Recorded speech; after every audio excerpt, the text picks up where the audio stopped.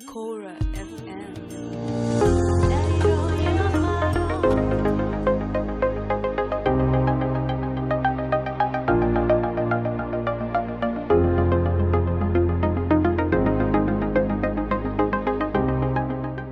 COVID-19 yakakonzeresa matambudziko akasiyana-siyana munyika yeZimbabwe anosanganisira kubatwa kwezvibharo kwevanasikana, kupiwa pamuviri kwevana vane makore ari pasi pe-18 years. Nhasi tichange tichikurukura naFlorence Mutake anoshanda kushamwari yemwanasikana kuti tinzwa kuti nyaya idzi vanga vachidzifambisa sei. Zita rangu ndinonzi Tsitsi Mashiri. Florence, wakasununguka ngotitaurira maybe zvishoma pamusoro peshamwari yemwanasikana.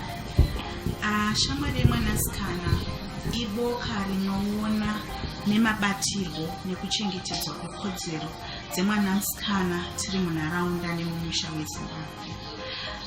Tinoshanda tiri mukati mema-communities, mumisha muzere vanhu, umwe tinoshanda tichiedza kupa ruzivo panhau yemabatirwo ekodzero dzemwanasikana.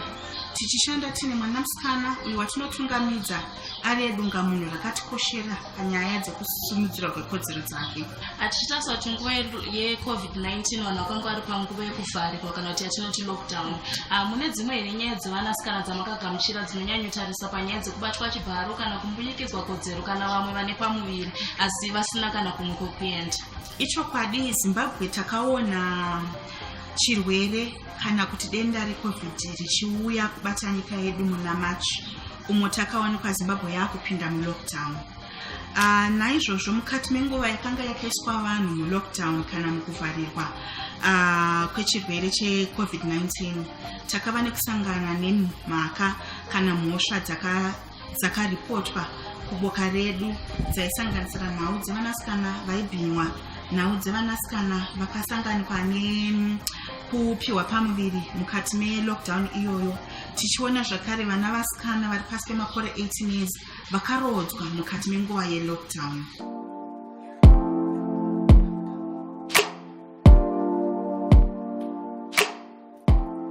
Tichinotarisa ipapo nyaya yekuti vanhu vasikana vazhinji vamwe vakautyiwa kodzero dzavo dzakambonyikidzwa.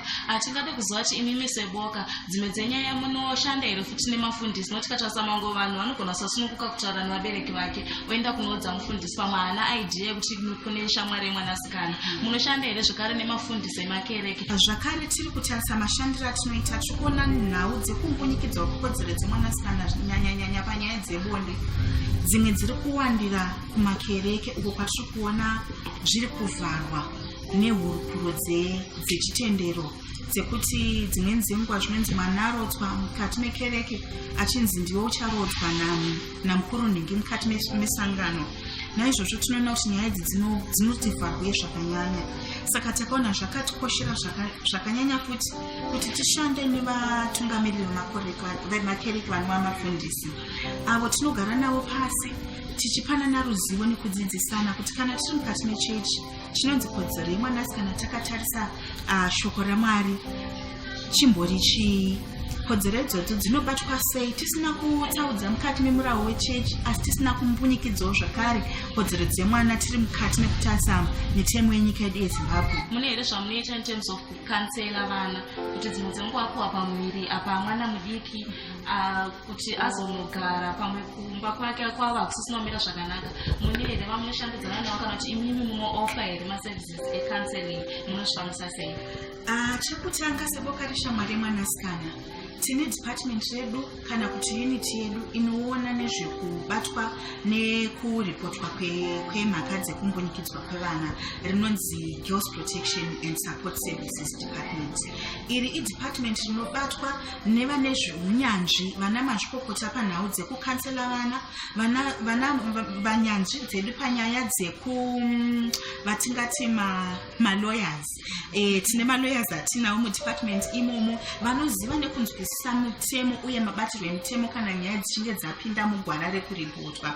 Saka chekutanga kana mwana achinge auya kuno, angava mwana auya ari oga, angava mwana arifeiwa kana mwana aunzwa nevamuunza pano, tinotanga tamupa counseling. Counseling yatinomupa ndiye kuedza kuti survivor aedze kudzoreredza pfungwa dzake muhumwana mwana uye aedze kunzwisisa zvinenge zvaitika kwaari, nekuti tinoona kuti vanouya vachitsvaga rubatsiro kakawanda kacho anenge ainonzi pachirungu trauma kana kushungurudzika kwemupfungwa. Saka tinotanga tapa counseling kana mwana achinge ambonyikidzwa pabonde. Chekutanga chatinoita kuchiendesa mwana kuhospital kuti aende anotariswa kuti haana zvirwere zvepabonde zvaatapurirwa here mukurepwa kwaanenge asangana nako, mukubatwa chibharo kwaanenge aitwa. Tichinge tabva ipapo taakuenda kumapurisa uko kwatinoenda kunoripota kuti nyaya dzikwanise kupinda mumatare edzimhosva.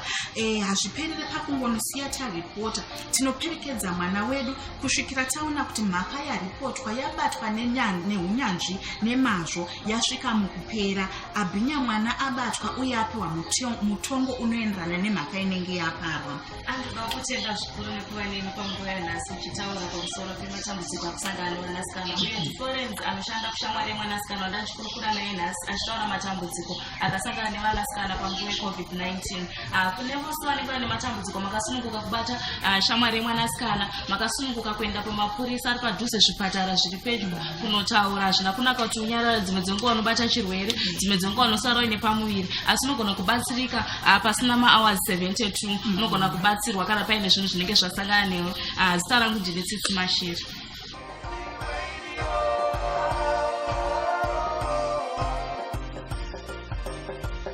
Community Radio Harare, 9 Nyuro ye Harare.